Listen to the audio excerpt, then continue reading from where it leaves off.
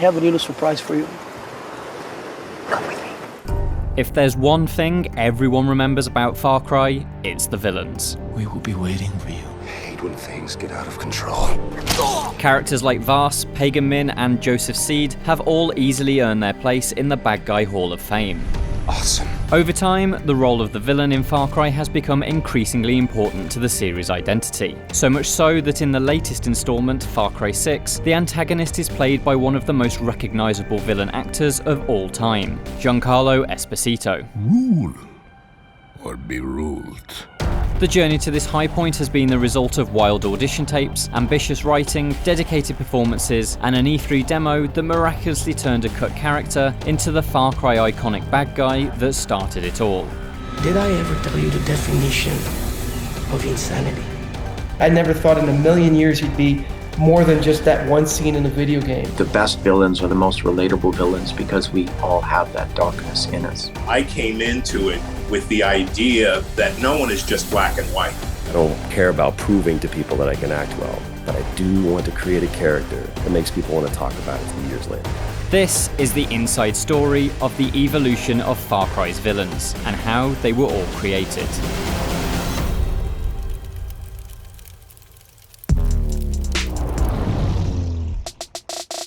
Far Cry's villains are always on the front of the box. Played by the cream of video game and Hollywood talent, they stand in the spotlight for each game's promotion.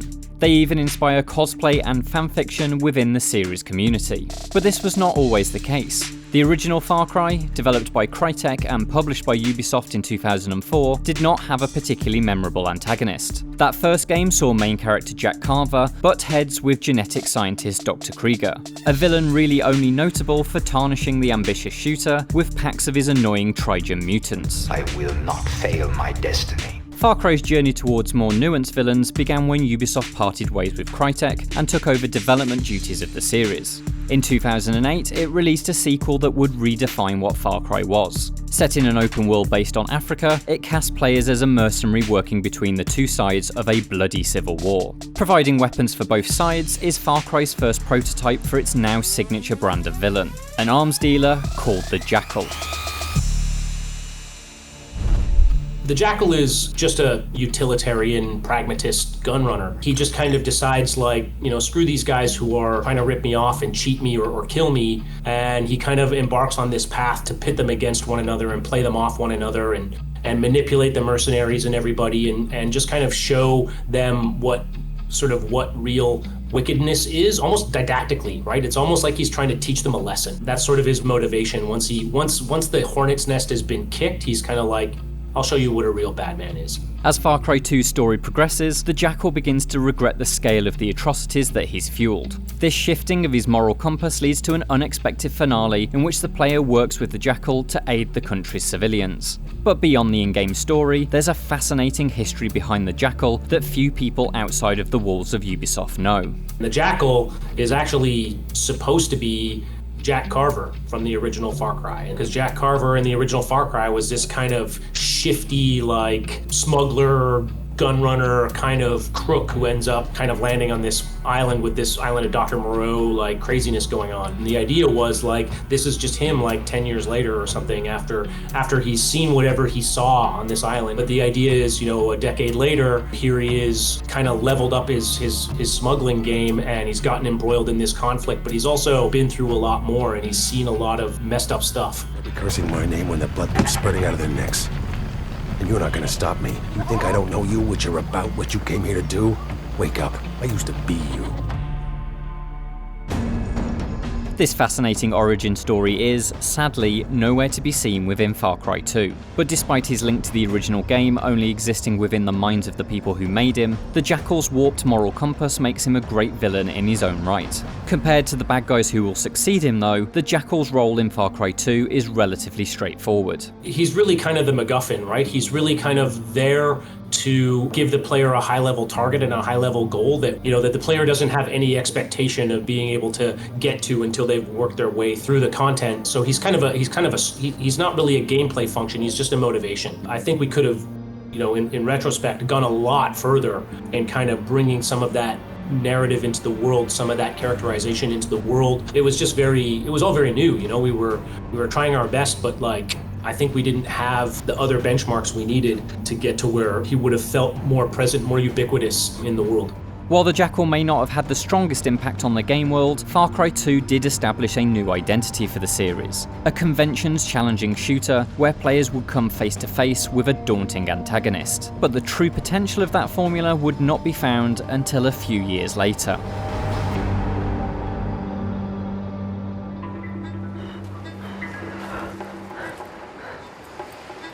Hello. I came in with very, very, very strong choices and a little bit of improvisation, saying to myself, hey, if they're willing to see me, then they're open to things. Vaas was the character that put Far Cry on the map for Ubisoft. A pirate seemingly on the knife edge between sanity and mental collapse, he represents what a player's most indulgent, violent impulses could lead them to. There was all this discussion about whether video games were good for you, and also about gamification. This idea that you could get people to do things they didn't really want to do if you made something fun and you made a little game out of it and you gave them a badge and a gold star.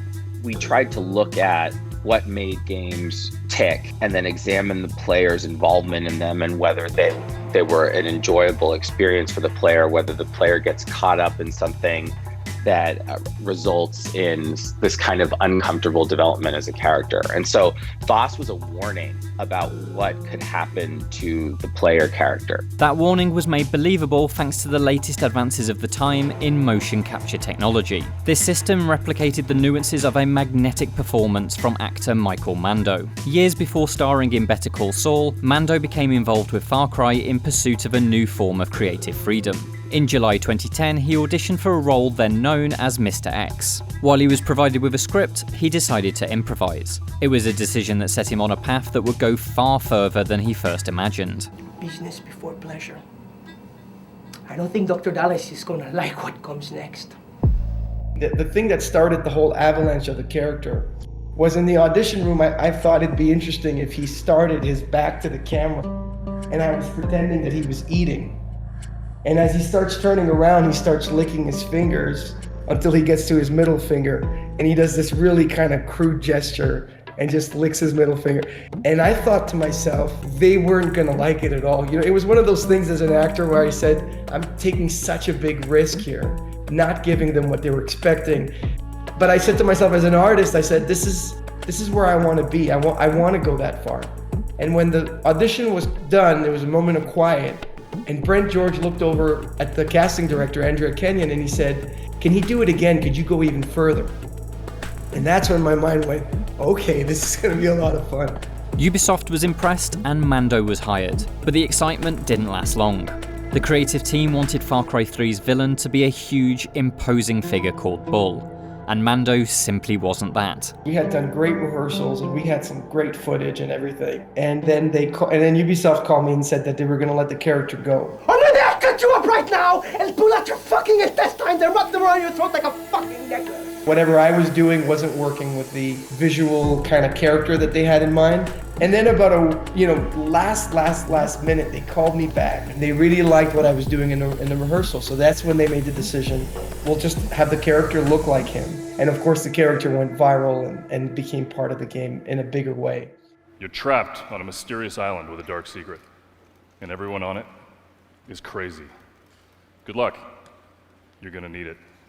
Vaas was revealed to the world as part of the Far Cry 3 gameplay demo at E3 2011. It was an unforgettable debut, with the villain performing an elaborate, violent monologue about the definition of insanity. It's a speech that instantly became a fan favourite. Did I ever tell you the definition of insanity?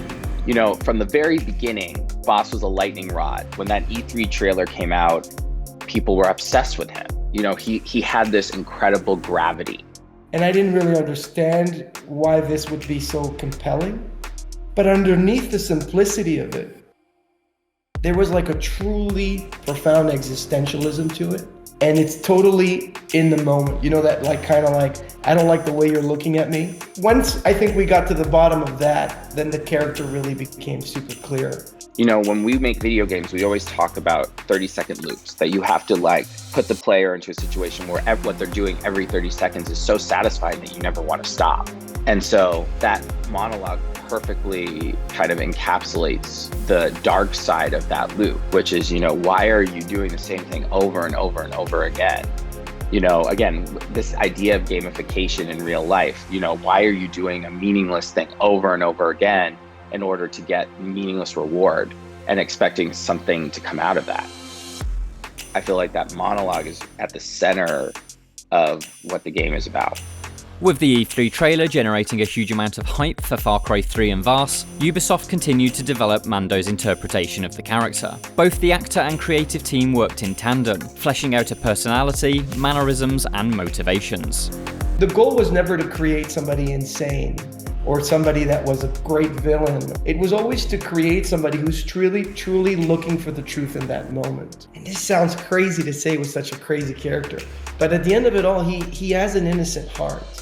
And he's just gone so far off the deep end. It's a liberating character. It's a character that I love very much. And I find him very endearing, you know, in a funny way. But only because he exists in the world of symbolism. Obviously not in real life. You know, in real life, you know, he needs help. Far Cry 3 was a critical and commercial hit, with no small amount of praise given to Vaas and Mando's performance. It was quickly clear that this new formula was too good a thing to not attempt at least once more, and dedicate even more time to. After all, despite his fierce impact, Vaas only had a precious few minutes of screen time. A sequel would be the opportunity to make the villain ever present, and even allow players to decide their fate.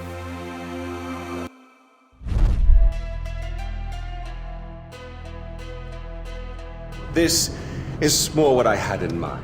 I think villains is a very convenient term. I would choose the word antagonist rather than villain, because especially with Pagan, he's not a villain. He's the most caring, benevolent, a bit temperamental. All he wants to do is be a good king. Pagan Min is the opposite of Vaas.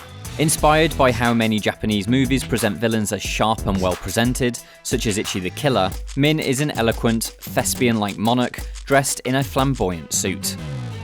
But he was built upon Far Cry 3's success. Just like Vaas, Min was also designed to encourage players to think about the path their actions lead them down. Yeah, I think it's interesting because he's a tin pot dictator. You know, he's a peacock. He wants power. He's after his own self-interest. But strangely enough, if you think about the player in a lot of Far Cry games, so are they. You know what I mean? They are imposing themselves in the environment. They are, you know, stopping a murderer by murdering people. There's a lot of similarities between the player and the villains, to be honest, in most Far Cry games.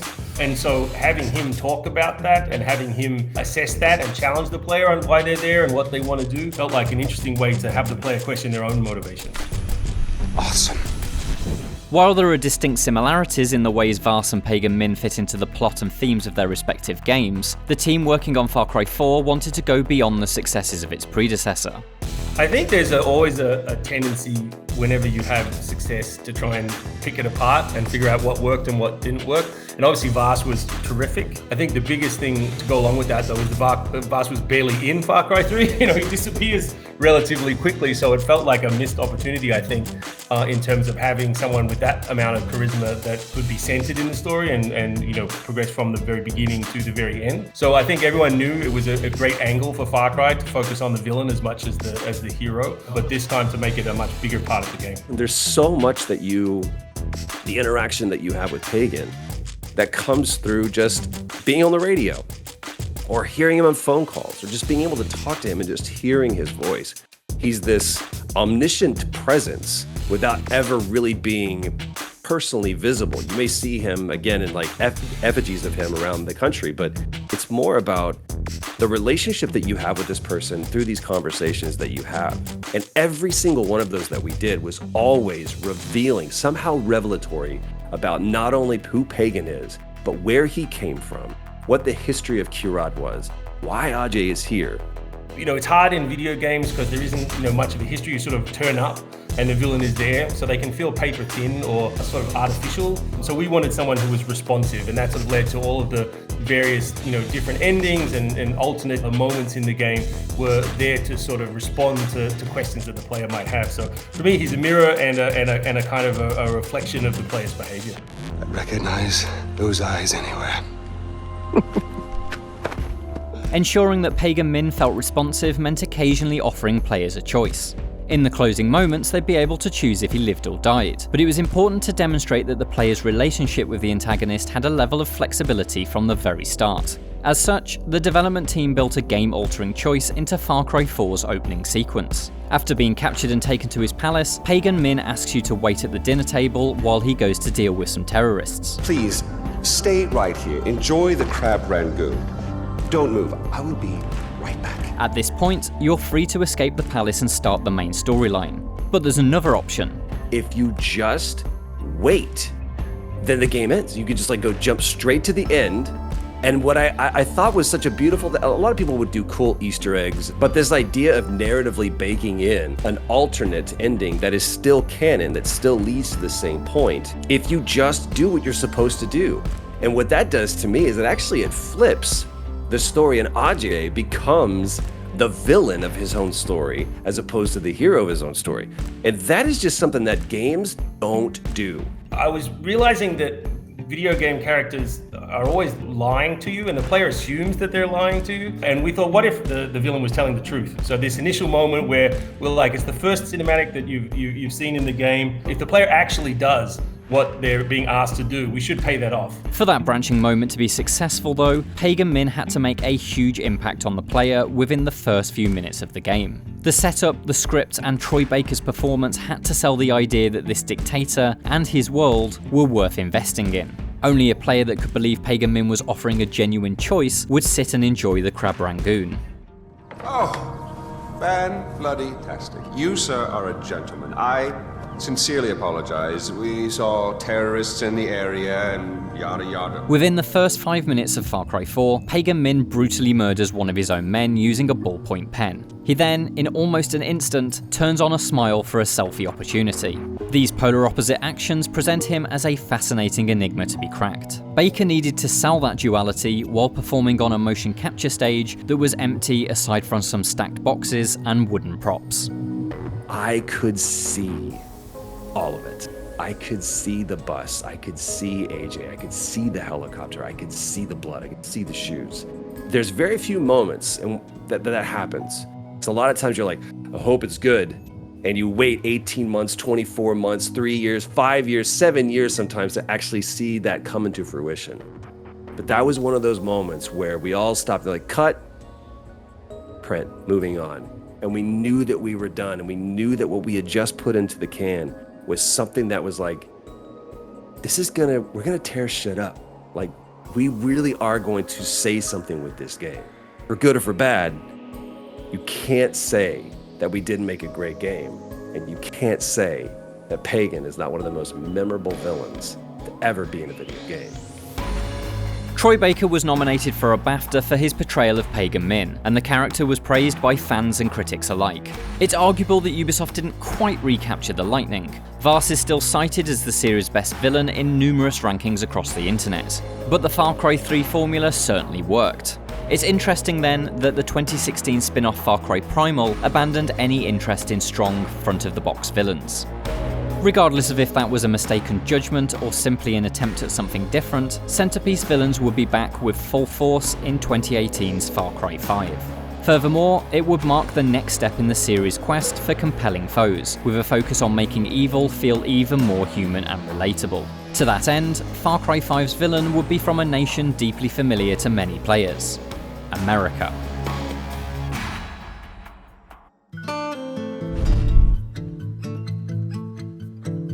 The shift from exotic lands to the more familiar United States resulted in a very different tone for Far Cry 5. Rather than dealing with wild, violent antagonists, the development team targeted a quieter, more insidious form of evil. Joseph Seed is the leader of a doomsday cult, inspired by America's past struggles with groups like People's Temple and the Manson family. This new villain, known by his disciples as the Father, was intended to be a significant departure from the likes of Vaas and Pagan Min. Yeah, it was really tough at the start because, going back to the previous two characters, we knew that we didn't want to sort of repeat that one more time. So it was, okay, well, how can we make him feel terrifying without having to sort of stand in your, point a gun in your face and threaten to kill you?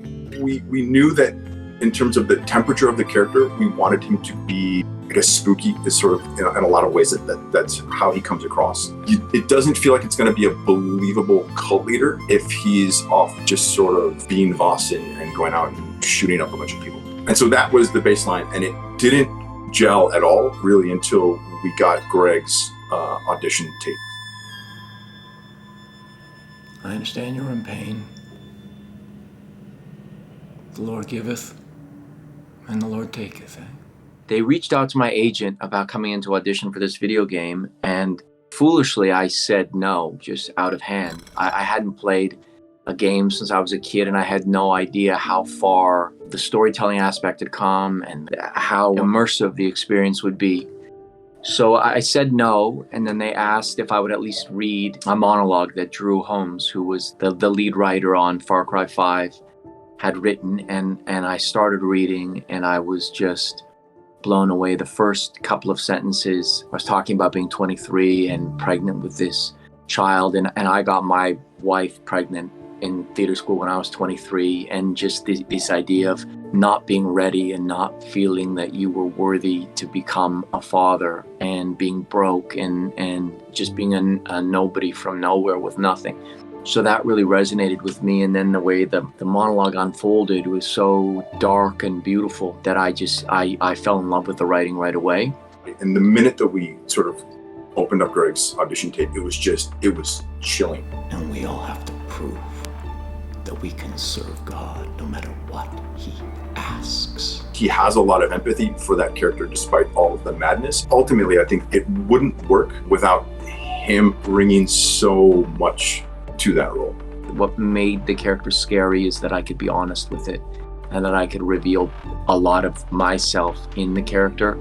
And I think that the best villains are the most relatable villains because we all have that darkness in us. We all have a danger that can come out in the right circumstances. So that was the challenge, to just ground myself in him as a human being first and foremost, and let the villainy take care of itself. I believe almost every word that came out of my mouth in that game. Like, that could be Greg talking. The team's desire to create a more emotionally driven villain altered Far Cry's power structure. Joseph Seed surrounds himself with devoted people, compensating for his troubled childhood. His siblings, John, Jacob and Faith, act as his lieutenants and closest followers. Players must find and kill each of these family members in order to emotionally devastate Seed. And then, in his weakest moment, they can complete their goal of arresting him. My family, my brothers, my sisters, they've been taken from me by a snake in the garden! I felt very connected to the material, and they had a vulnerability and emotion to them that was right. And then we were getting to the final one. It just needed something. This is someone whose whole world, he becomes that 6-year-old abandoned child, beaten, abused child again, and his whole world has been torn apart, and this rage at the player for doing that to me, for taking that which I love away from me.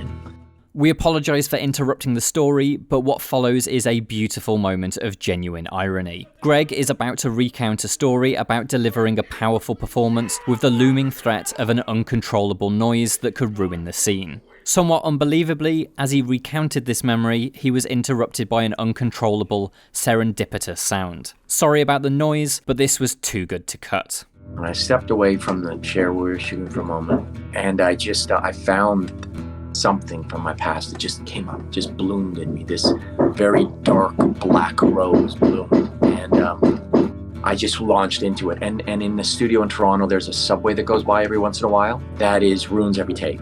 So we had been getting closer and closer to when the train was going to go, and Greg's in the middle of this scene, and everyone is just, you don't want to say a sound because no one can. It's an incredible performance, and once he finished, because it had taken a couple takes as well, because he was kind of ramping up.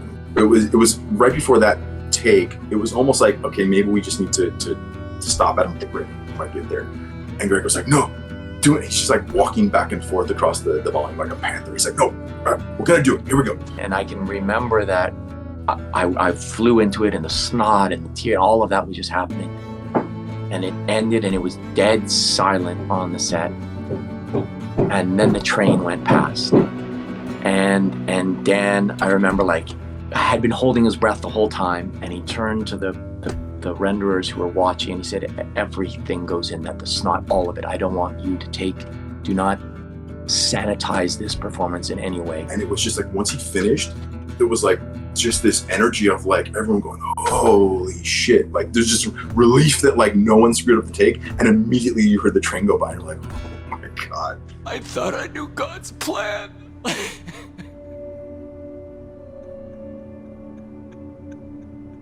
But I was wrong. For every Far Cry villain before Joseph Seed, the end of the game marked the end of their story. But for the first time in the series, Ubisoft created a direct sequel, and Joseph Seed returned in Far Cry New Dawn. Once again, he's forced to endure the loss of a family member at the hands of the player, this time his son Ethan. This gave Greg another opportunity to deliver an emotionally charged performance. We had sort of blocked the scene up, but I knew that I wanted to carry my son away.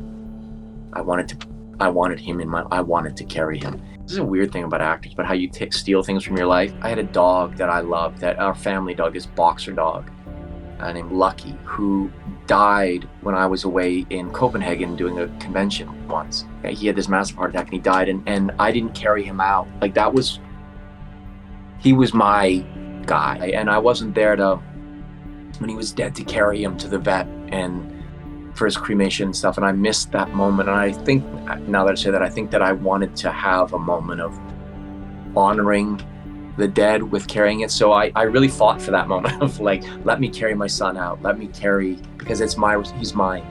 That's my responsibility, and you have to take that on. In Joseph Seed, Ubisoft found an opportunity to create a more realistically disturbing villain. By drawing on real-world cult influences, Far Cry 5 traded edge-of-your-seat theatrics for an absorbing and chilling presence. 3 years later, Ubisoft is once again returning to the well of real-world history to find inspiration for the latest Far Cry villain.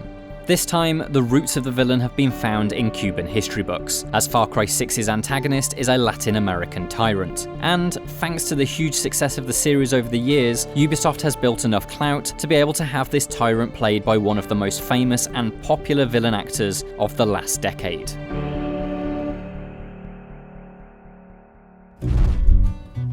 It really started from character, to be honest. Pedigree or what they'd done wasn't really on the mind. So when we were looking at character and when we're mapping out the story, I became a bit obsessed with the idea, maybe too obsessed with the idea of what it would be like to sit in the living room of a dictator, away from cameras, away from propaganda, sit in a room with them and just ask, why? Like, how can you do this? Why are you doing this? And so in our minds, when we began asking ourselves sort of like, who's going to bring the charm, the gravitas, the craft to a performance that would be able to answer that question? Enter Giancarlo Esposito, right? Ubisoft reached out to me and asked me if I would be interested. And I said it sounded fantastic and I absolutely would. I was working on a film at the time, and I remember trying to figure out what I would go in there and look like. And the major thing was I didn't want to be referring to any character I've ever played before, although I play guys who control the chaos. And so I was concerned that they may want me to do a repeat performance of a very nefarious person that I'd played before. Well, they did. So I'd been writing with him in mind for a little while. So actually sitting in front of him was super surreal, because it first of all, it was like, okay, right now you're in front of me. That's odd. Okay, let's talk. And it ended up being something like 4 hours. It was the most prep I'd seen an actor do. I remember standing in front of the closet before I went in thinking, should I wear a really clean suit with a tie? Should I wear a uniform? What should I wear to sort of let these guys know that I had the gravitas and also the idea of creating this person who was not only in control, but had some vulnerability. I chose the suit, by the way, a 3-piece suit, because it made me feel steady. I always feel when you dress for yourself, you're dressing for your own power. Rule or be ruled. A Castillo must be a lion. Anton Castillo is inspired by a variety of historical figures, including Cuban dictator Fulgencio Batista. Those influences have shaped an iron fist ruler whose tyranny sparks a violent revolution, something that makes Far Cry 6's story particularly politically charged. The series is no stranger to heavy stories, but its increasingly outrageous and humorous gameplay has prompted criticism over Far Cry's ability to tackle its heaviest themes properly. With its murderous roosters and guns that play the Macarena, Far Cry 6 is also under watchful, critical eyes. Despite the game's sillier elements though, Ubisoft aspires to thoughtfully explore the mind of a dictator. We are seeing fascism rise around the world. We are seeing revolution all throughout the world right now. And I think tapping into why is that happening, and one of the main themes that we landed on was we're never really safe from tyranny. And I think in my generation, as I was growing up, it never would have crossed my mind that, oh wow, fascism is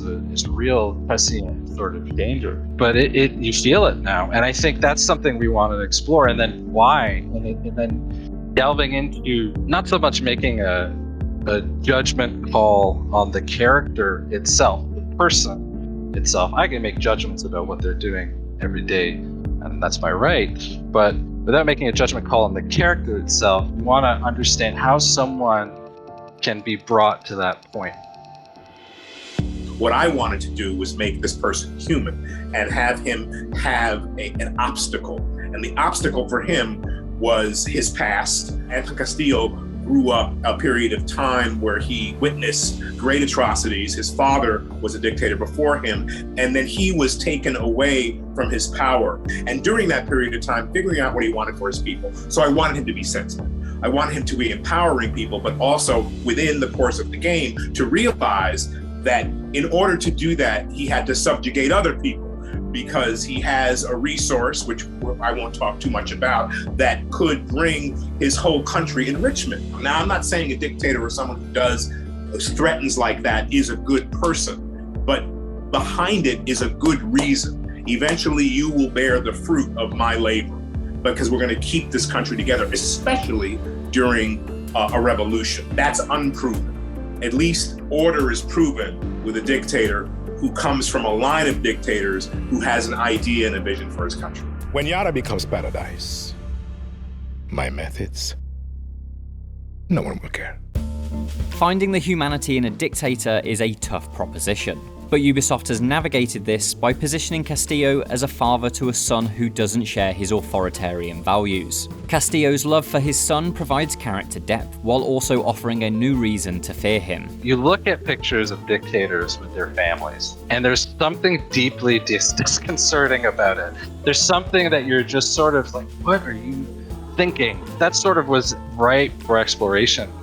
And then I think the idea as well that, Anton is someone who's put this enormous burden on Diego, right? Diego is questioning, his loyalty to his father. This is a person he loves, right? And he's questioning his own path. It's important that you share values and morality, no matter what that is. We hope it's good.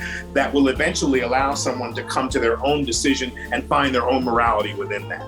And so that's compassion, vulnerability, and love. This man loves his son, and his son within the game might disappoint him. But he's got to be patient enough to realize, if I say the right thing and I lead by example and allow my son to know the history of what the country has been through, he will then stand up and fight libertad. You'll find some moments in the game where you'll be particularly stunned with what he asks his son to do. A lion finds calm before the kill. The casting of Giancarlo Esposito marks the logical eventuality of Far Cry's evolution of its villains. Game by game, Ubisoft has found increasing nuance in its antagonists, and carefully cast actors capable of conveying that depth. Esposito's popularity comes from his ability to create complex and human characters that are truly terrifying, and so he's a perfect fit for Far Cry's goals. The sort of chain of villains over Far Cry, in my opinion, they've just only gotten better. It wasn't an intellectual moment, it was a viral moment. It was a moment where it just kind of wildfire caught. And people say, how did you guys do that? You go, I got no idea. lightning hit, we were right there and everything just got on fire. And how do you recreate that? And it's, sometimes it's very hard to do. We experienced that lightning in a bottle for the first time with Vaas. Then the series went on to, explore all the different possibilities of that dark central performance. I think what Far Cry has always done is the idea of sympathy for the devil and empathy towards what is supposed to be the villain or this force of antagonism. I think that the best villains are the most relatable villains because we all have that darkness in us. We all have a danger that can come out in the right circumstances. So that was the challenge, to just ground myself in him as a human being first and foremost, and let the villainy take care of itself. The philosophy that has powered this evolution hasn't just provided Far Cry with better villains though. It's moulded and shaped what Far Cry is at its very core. Far Cry is often about the question of, well, are we all just animals? Is this all a fake construct that we've built of morality? And is it all just really about giving in to animalistic, tendencies? And in a lot of ways, that's sort of the question that I think Anton is posing. He has a line that he uses throughout the game. Do you want truth or lies? He's saying, I can paint you this beautiful, fake picture of why I'm doing what I'm doing, or I can tell you the truth. And in Anton's eyes, the truth is there are lions and there are lambs, rulers and those who would be ruled. And I think that's a very Far Cry mindset, and we've just boiled it down into our antagonist. Yeah, we're almost sort of trying to keep that traditional. The creation of Vaas changed the course of Far Cry forever. It provided the series with an iron-forged identity that influences everything from design to marketing. The fact that Vaas was almost cut from Far Cry entirely only makes this journey even more fascinating. Maybe Far Cry wouldn't even be here today if it weren't for that fateful change of direction. But that's what evolution is, a series of fateful changes and adaptations that ensure survival. And, thanks in no small part to the continual evolution of its villains, Far Cry has definitely survived.